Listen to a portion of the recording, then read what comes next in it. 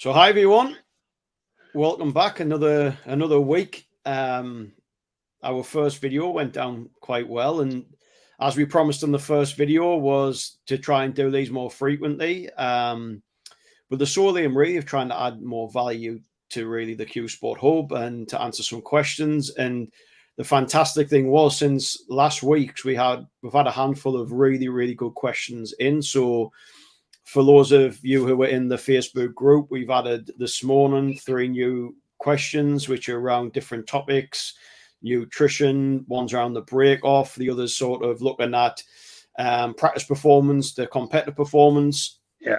So if you haven't already seen them, log on to the hub. I left the link in the post that I put out there on Facebook. But one of the questions we thought was actually quite sort of fitting, really, was sent in by a member, and it was how to get the most out of the hub. And it's a question we've had a few times, and it's probably a really fitting place for us to start. We spoke in the first video, and we've done a lot of content sort of out there on Facebook and other things about why we've done the platform and all these other things. But we haven't sort of gone into detail about how to get the most out of it. So Noel, on the mindset in particular with professionals, this is everything that he does, and he's got players on the main snooker tour. He's had world champions. He's worked with the top of the top, 9-ball pool players, English pool. So we really want to get Noel to go through how he would recommend using this, but also how other players may use it, because sometimes that can be maybe different. There might be certain nuances of things that other players do. But firstly, mate, snazzy location, which I love. I don't know if it's snazzy. I'm out and about today, and yeah, it's just obviously difficult scheduling time for the both of us, and we're very much like, I think we're both on the same page. It's like sometimes I'm in the studio. Look, it's the nature of what we teach, right? Things do have to be absolutely perfect. We're not chasing perfection because it's so futile. It's like just copy what we're doing. Just roll with it. Look, this is what we've got today. Great. Let's roll with it. It's absolutely fine. The content's the most important part. I mean, people might find us boring and don't want to listen, but I'm sure there'll be some people who find, at least one person, maybe my mum, who might find what I say interesting. But yeah, I mean, so in terms of the introduction, I don't think we need to go into it too much, because everybody, who's going to be watching this video will have signed up in the most part to Q Sport Hub, and this video is directed towards those who want to improve the mindset, whether it be pool, whether it be snooker, whether it be sort of amateur level, whether it be elite level. We've got the videos on there from a mindset point of view. How can you tell me and everybody else fundamentally how you would use those videos, and how we get the most out of those as a player? Yeah, I mean, I think the kind of key bit I would say is understand that they're not just videos, they're audio. And for me, that's the key bit. I mean, like I say, it's the same process I do every single day. And I know, James, you do a bit of this as well, but it's like, what are we, kind of lunchtime today, and I've already done about 2 hours. I've listened to about 2 hours of content on YouTube that I help, but I've used them as audio. Yeah. So I've listened to them in the car. I've been in the car for about an hour today. I was out for a walk with the dog along here earlier, again for about an hour. So I did another session there. What did I listen to today? I did Conor McGregor, Jim Carrey, and some Alan Watts stuff as well. So it's like, look, this is how I kind of work on myself on a daily basis. And so really, I mean, it's like that there is absolutely no way, because there's no human on the planet, despite what players think, that they can listen to stuff even 2 or 3 times and absorb all that. There's absolutely no way. There's lessons in there that there's sentences that I'm kind of maybe saying that will just go straight over the top of you. But months from now or years from now will suddenly make a lot of sense, and it's because you're ready to learn that content. You know, so as your knowledge grows and your mindset and your well-being and your self-development grows, you'll understand more and more and more about what we're trying to kind of convey with you. So really, it's if you use them as audio, then do as I do. Walking the dog out with the car. And many of the players, including some pros, they play as I have right now because I've got only one earpod in. They only put one in, and then they can hear the balls clicking. So whilst they're practicing, and then but they're also listening to some content, be it an audio book or YouTube or whatever, at the same time. That's quite unusual. I don't know that I could do that. I've certainly done it in the golf world, but I don't know if I could play pro snooker. I mean, you're a player. Could you do that? Would that work for you, James? It depends. See, it's funny when you said that. I know some players, pro players, who will practice all day, every day with music playing in the ears. Where whenever I've been in, I find it and a distraction, and purely for what you've just said. And I don't know if it's a therapeutic thing, but for me, it's the striking of the ball. Once you put that in and that takes it away, you lose a lot of that receptive. Like Exactly. I feel that I lose the touch when I can't actually hear that noise. You don't know how you've struck the ball. Hence why we just some players can. So I mean, don't get me wrong. Sometimes I do if I'm in the club and there's a few other people in, especially if they're having pints and they're being noisy, and so I've got no concentration anyway. I will put the earphones in, put a bit of music on, not too loud, and that helps just to concentrate because it's blocking out their noise. But if I've got a choice of being quiet or putting something on, I'll choose quiet. But it's personal preference, isn't it? I'm the same. I think I mentioned before, when I read, it's got to be quiet. I can't have anything. I know some people who can sit in busy train stations, on buses, and whatever else. I could never do that. No, because I hear everything, and then I'm reading the same sentence about 50 times, and I think I'll put that away.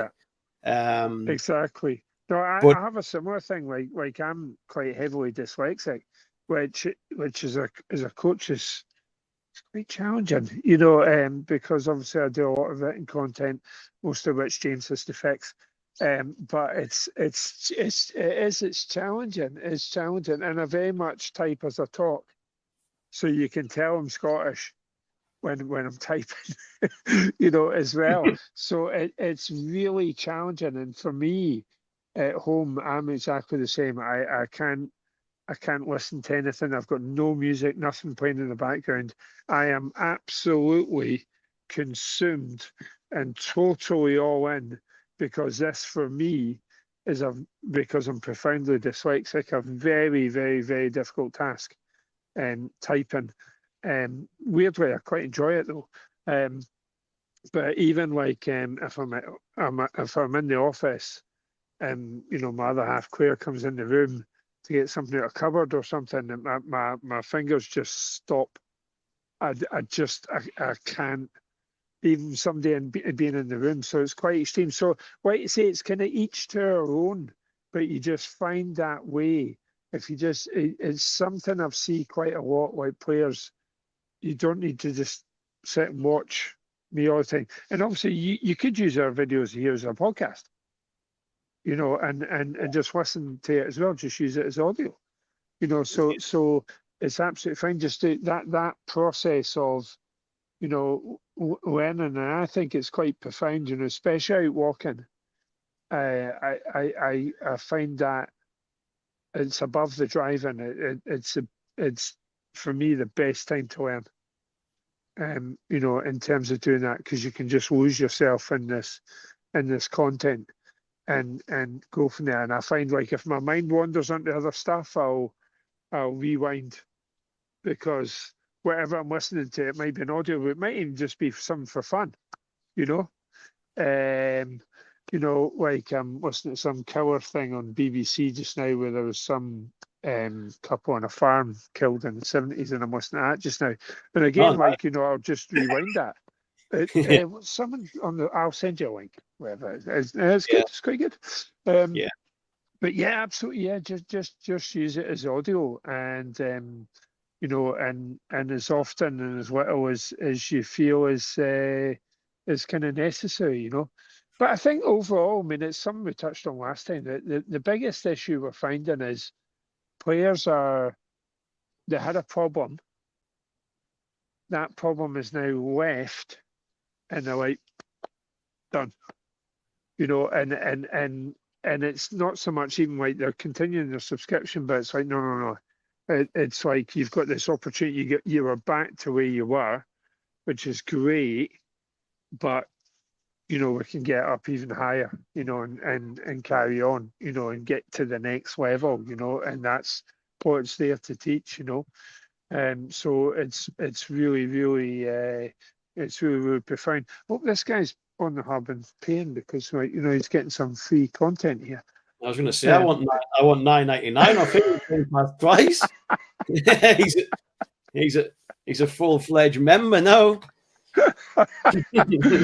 So no, it's good. So I really hope for that. Because I started writing it down before I forget, because talking then, I think I remember we first started, and I think there was a Q tour event or something going on the snooker, and there was 2 or 3 players who reached out to you and they were really struggling, and you were like, well, just go on the hope, go and sign up, and like, yeah, but I'll do when I come back. And you were like, well, but why you're sitting around all day in a different country? You could do it now. And to be honest, like, it was a really, really good point. They were sitting around and they were confessing that they were struggling, but they didn't want to go and do that. And I think for me, going back to sort of my example, where I have to be really quite switched off to do certain things, I probably couldn't have it while in the performance phase. But say when I compete at football, if one coaches or whatever, even though I'm quite out there and want to be, part of the jokes and everything, beforehand, I had earphones in music. I didn't like it. Was strange. I didn't like to talk to people. So I would, something like the videos, I would watch before. So like those there, if you're sitting, you're worried, you're thinking about performance, I'll be putting the earphones in and listening to you before we'll go and play. Either the night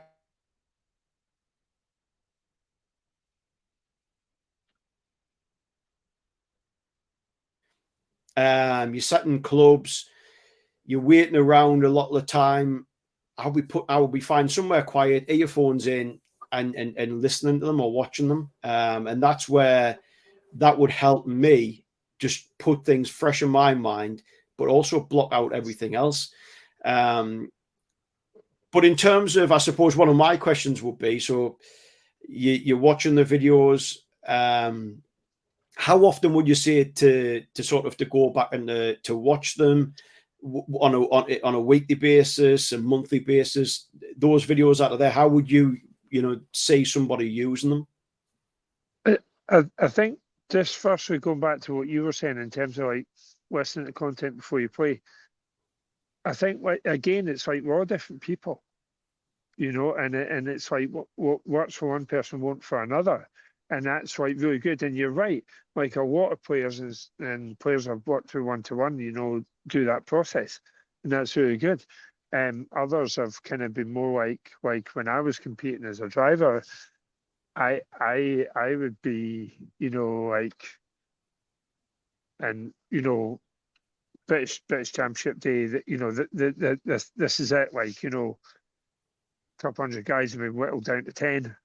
And we're about to do final, and it's winner takes all. And I would be the exact opposite. I'd be one of just chatting away to competitors,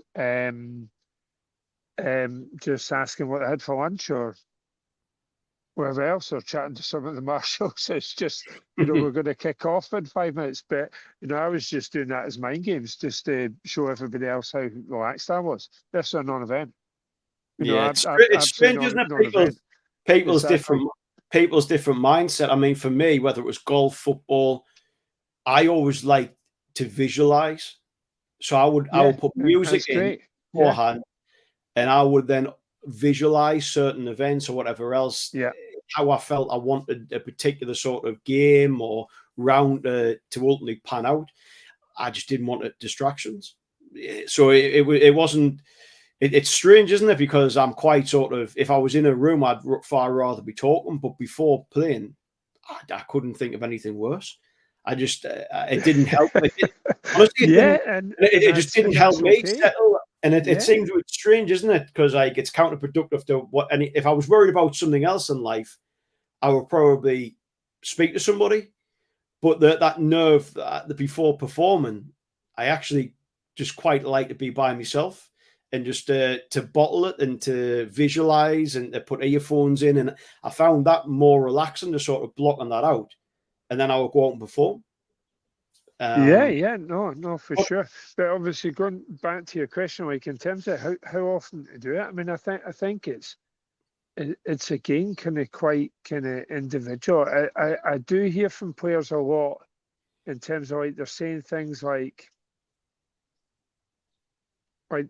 it's helped them and they're off and running. And basically, what they've kind of said to me is like, I haven't been on it for 2 months, but I'm quite happy to pay a subscription because it's like I kind of feel like it's comforting to them just knowing it's there. And if I'm struggling with tournament now, I can jump on whenever I want. And that in turn helps them. He said if I stopped the subscription, I would worry because I'd want some help and I have to redo the form and go through all that in a mid tournament. And it's like, and just the fact knowing it's there, like as a kind of safety blanket, a safety net to catch them, like there's that, and that works for some players. I find that although it makes a lot of sense, but again, it's like obviously with then just this lack of development then, because it's like they're back to where they were and they've got this they're satisfied yeah, then that they're back to where they were and they're kind of, and the reason they're satisfied is it's like they're missing that hunger, like an Olympic athlete is just never missing the hunger. It's like they get gold and the second they've got around their neck and they stepped in off the trophy, from that moment on, they've got a job to do because they've got 4 years to prep to get the next one. And they've got this hunger. But I think, it's each to their own. Again, it's like the most important for a player is that they're enjoying the game.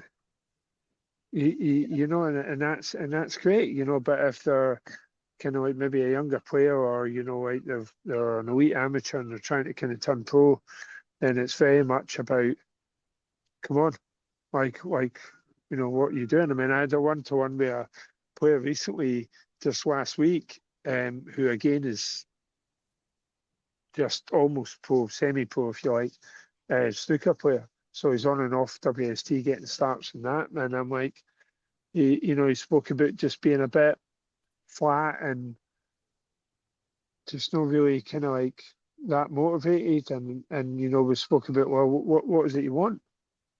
It's like, well, what would be a successful pro and in the top 16? I'm like, so what are you doing? It's like you haven't got any room for this. There's just no.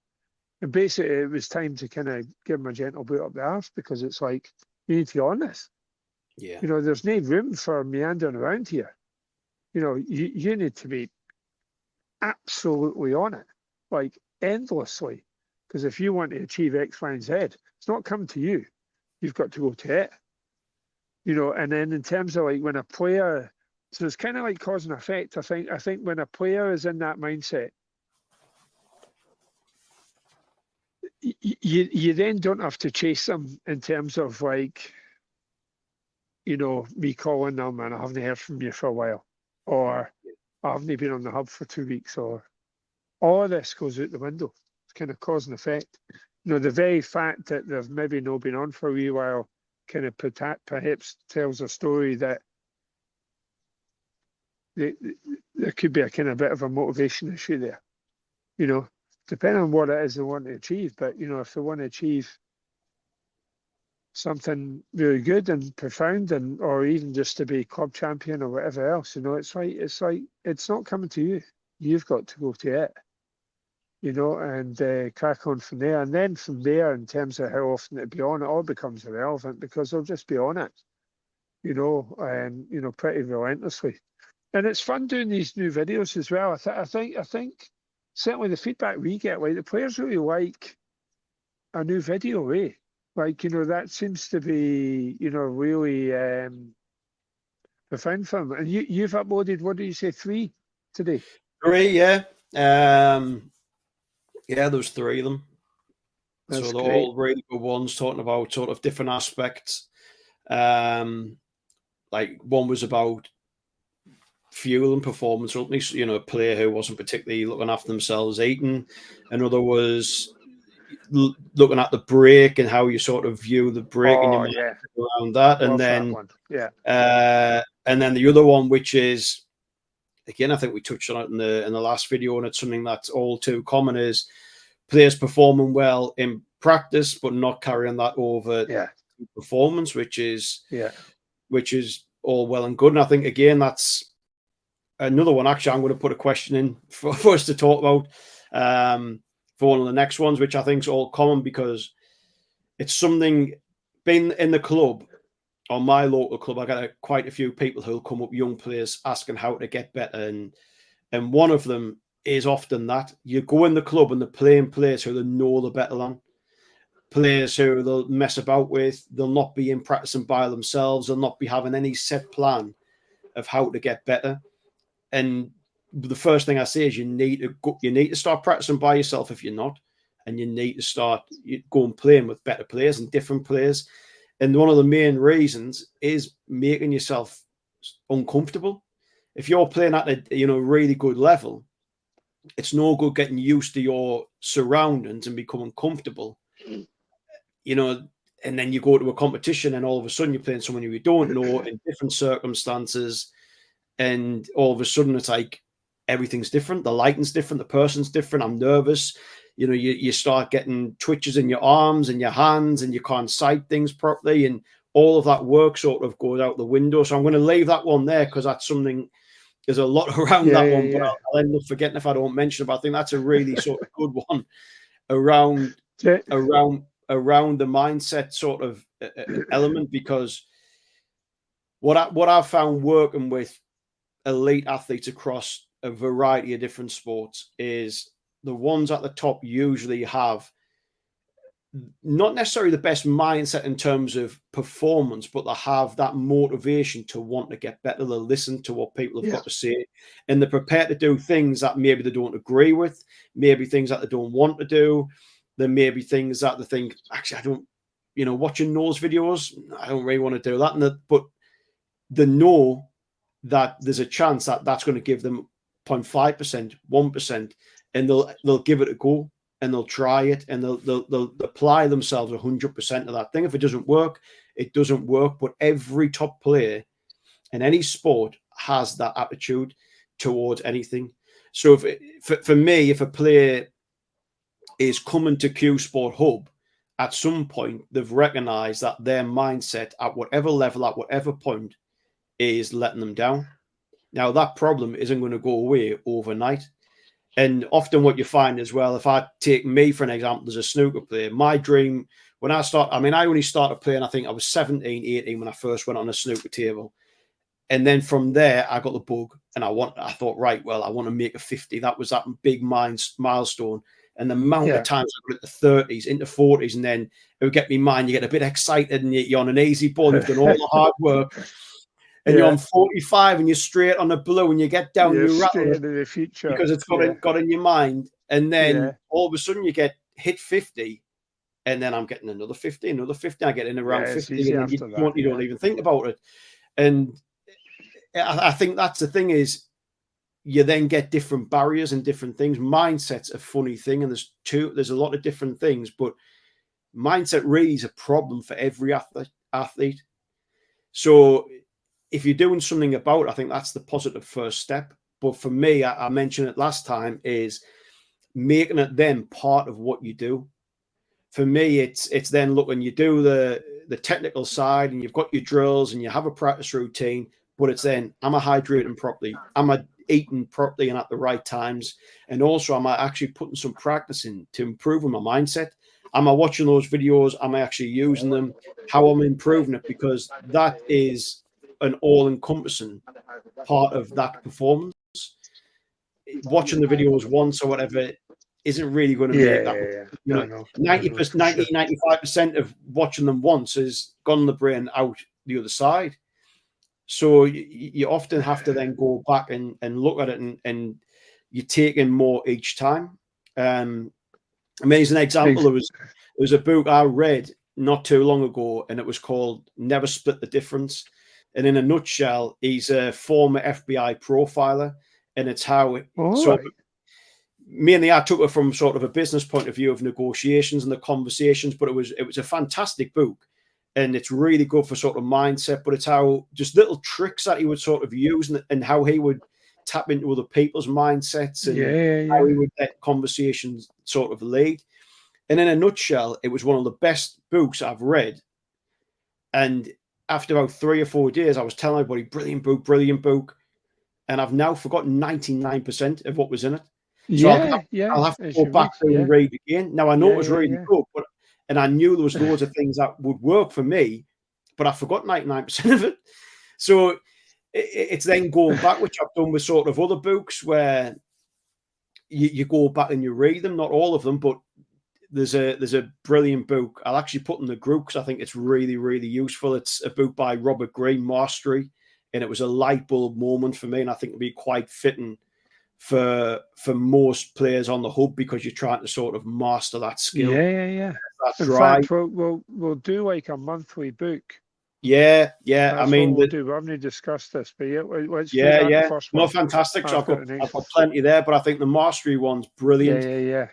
It's all about how you start on that journey and sort of come to being a master of the sport, but how that never really stops. But again, I've read that now a couple of times, and it's quite a big book.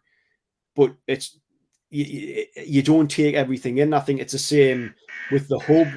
If you watch through them once, twice, 3 times, you're not really taking anything in.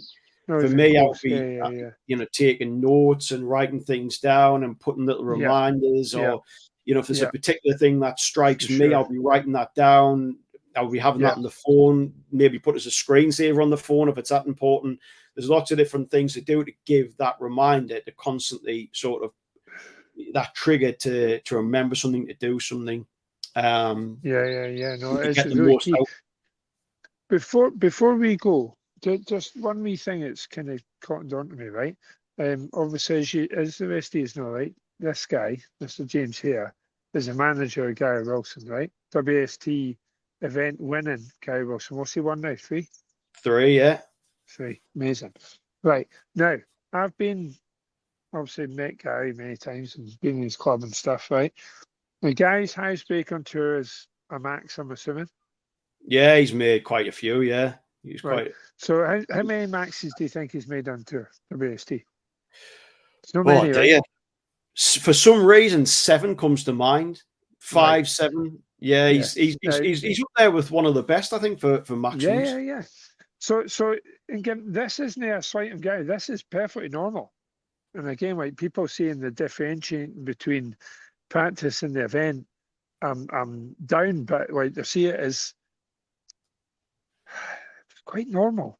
It's not necessarily kind of like a bad thing, but it's like there's a board up in Gary's club that tells each player who has had a max gets his name on the board, right? Mark Williams' club does a similar thing. Now, Gary's at the top of that board in terms of number of maxes in the club. What's the number he's on now in that? No, and I don't even think that's been updated in a while. He'd be on more than that now. I mean, he makes maximums.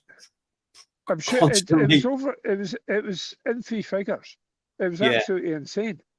Like the number of maxes he's had, right? But and to be honest, it's quite normal. It's like I mean, I probably, if I spend a day coaching with a WST pro 1-to-1, I probably maybe one day in 3 a max will come. You know, it's not an unusual thing for these guys, you know. But yet, doing them at events and tournaments, it's pretty rare, eh? You know, Yeah, it's quite a rare thing. and because there's a lot of different variables, isn't there? And I think you'll see that with Q Sport is, yeah, a century and maximum. Like, this is why it annoys me a little bit when people talk about how many centuries a player's made, because it's such an irrelevant in the bulk statistic.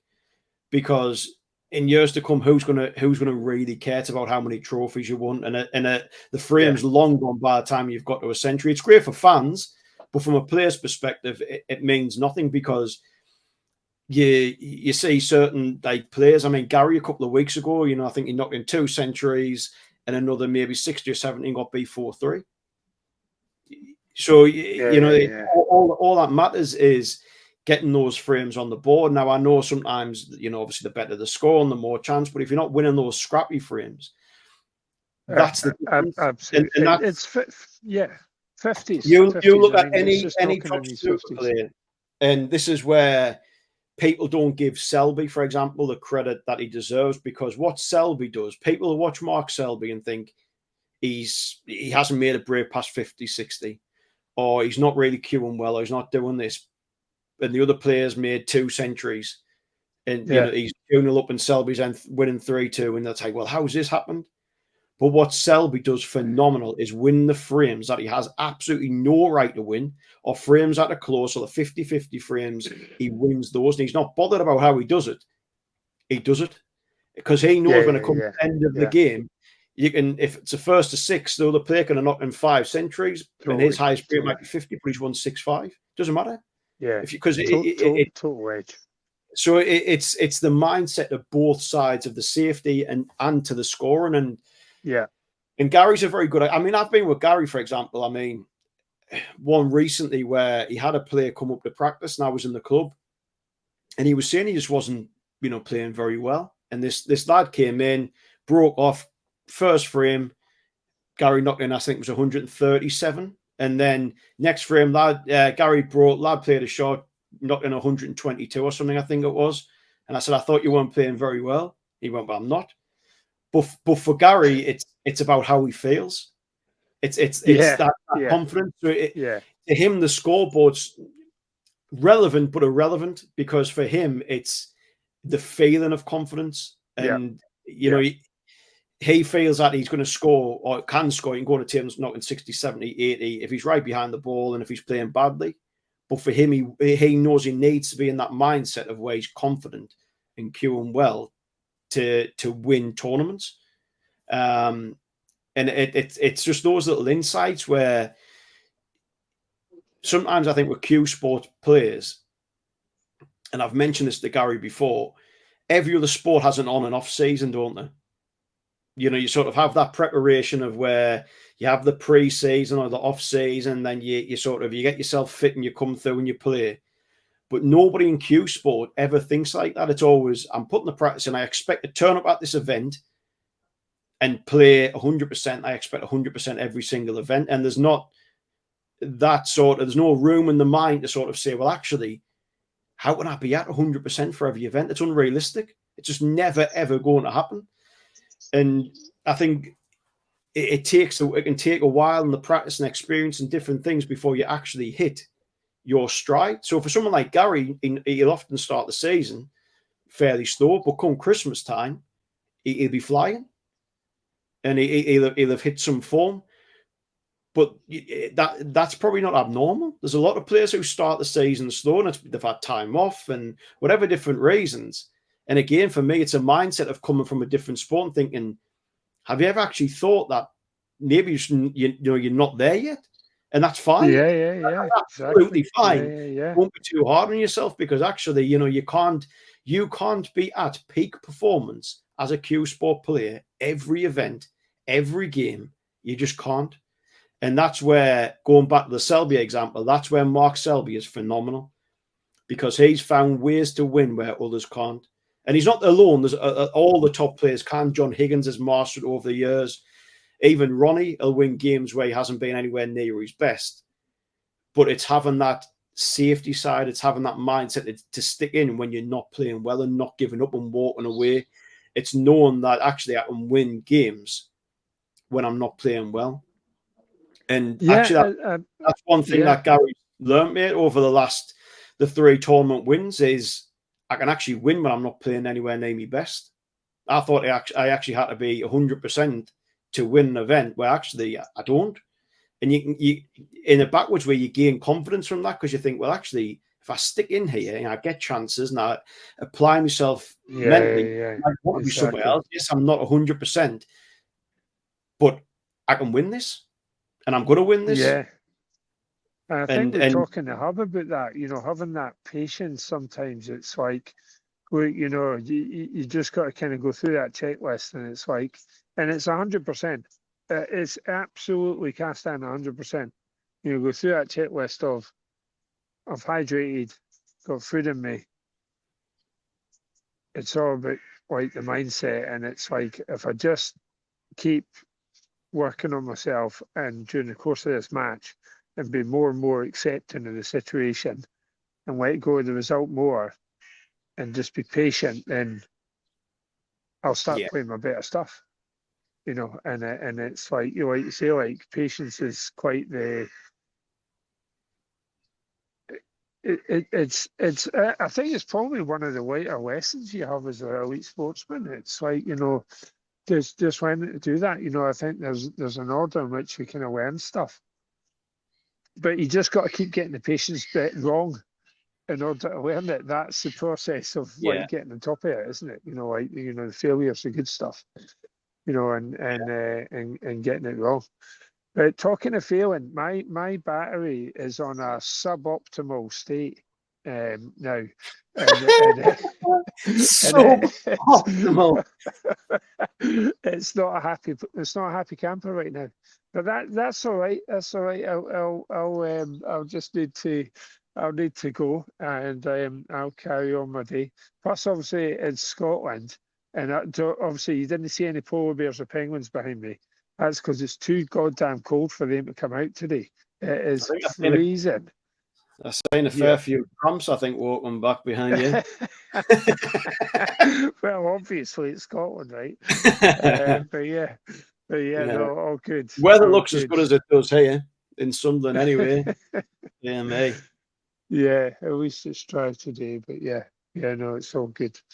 But no, okay. Well, I say that was fun. So we'll see you again next time. We'll do this as often as we can, won't we? And just to go back before we end, please send in questions. I know we said last time. Yeah, we love questions. But I mean, that sort of helps us to help you. If there's really like specific questions that you want us to do, like a video around or to talk around, or give some examples or whatever else, please email them in. The emails in the description. Well, it was in the description of the first video. I'll put it in this one and put them in all of them, to be honest. Or send us a message on Facebook or whichever social media platform you're on, and we'll answer it. Yeah, or for sure. And obviously, for those that are on the hub, don't forget to go on the private Facebook page. So Q-Sport Hub private, search for that. Send a request in. I'll let you in. And there's videos on there. God, I'm posting quite a lot on there. It's maybe must be 2 or 3 videos a week are going on there. So there's a lot more free content for those who are on the hub, because obviously it's such an easy medium. And in fact, I think one of the recent ones has been filmed in the same places here. But no, it's all good. It's all good. Amazing. Well, thank you again for everybody's support and the kind messages. It just makes our day. Eh? No, absolutely. Yeah, absolutely. It's from where we had this as a concept, as a business, to wanting to help people, to then getting the feedback from people who we've helped is just the best, isn't it? That's what we wanted. It's we don't want, if we have people come back saying it's not helping us, it's not any good, or we don't like this.